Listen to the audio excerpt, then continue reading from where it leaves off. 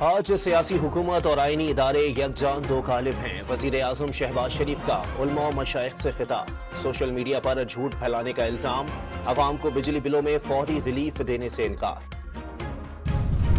وفاقی حکومت کا کرم میں بدامنی کے سدباب کے لیے کثیر الجہتی حکمت عملی تشکیل دینے کا فیصلہ۔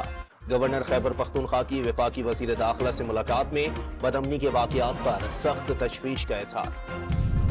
معافی مانگنے والے کے خلاف تمام ثبوت موجود ہیں، بانی پی ٹی آئی نے جی ایچ کیو کے سامنے مظاہرے کرانے کو تسلیم کیا۔ لیگی رہنما جاوید لطیف کا دعویٰ، پی ٹی آئی پر غیر ملکی قوتوں کو ملک میں مداخلت کی دعوت دینے کا الزام۔ صدر زرداری نے قومی اسمبلی اور سینٹ سے منظور الیکشن ایکٹ میں ترمیم کے بل پر دستخط کر دیے، گزٹ نوٹیفیکیشن آج ہی جاری ہونے کا امکان۔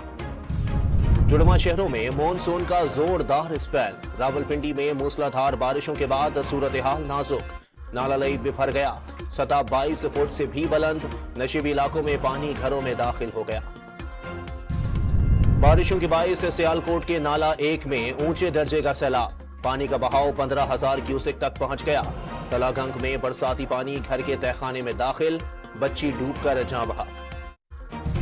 لاہور کی انسداد دہشت گردی عدالت میں 9 مئی جلاؤ گھراؤ کے مقدمات کی سماعت۔ عدالت نے پروسیکیوشن سے عمر سرفراز چیمہ اور اعجاز چودھری کے خلاف مقدمے کا ریکارڈ طلب کر لیا۔ سماعت 5 ستمبر تک ملتوی۔ حکومت، اداروں اور عوام کے درمیان خلیج بڑھ گئی، شہریوں کے لیے بجلی کے بل ادا کرنا اب ممکن نہ رہا، معاملات ایسے نہیں چل سکتے۔ حافظ نعیم الرحمان کا راولپنڈی میں دھرنے سے خطاب۔ جماعت اسلامی کا آج سے ڈی چوک کی جانب مارچ کا اعلان۔ جاپان کے مغربی علاقوں میں زلزلے کے شدید جھٹکے، ریکٹر اسکیل پر شدت 7.1 ریکارڈ۔ جاپانی حکام نے سونامی کی وارننگ جاری کر دی، 1 میٹر بلند لہریں ساحلوں سے ٹکرانے کا خدشہ۔